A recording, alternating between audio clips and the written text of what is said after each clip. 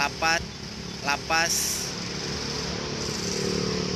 rumah tahanan negara 2 Biren. Saat ini informasi yang kita terima 2 orang narapidana Syederolun 2 narapidana di Lembaga Permasyarakatan kelas 2 Biren Minggu sekira pukul 16.30 waktu Indonesia Barat melarikan diri. Mereka adalah Fauzan bin Tarmizi, warga desa Blangreun, Kota Juang, Biren.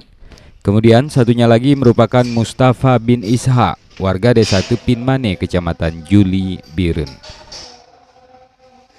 Keduanya melarikan diri lewat atap dengan melompati pagar menggunakan kain sarung.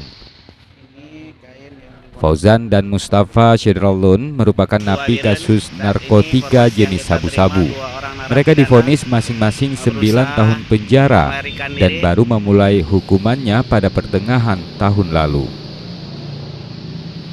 Dari Biren, Ferizal Hasan, Serambi On TV.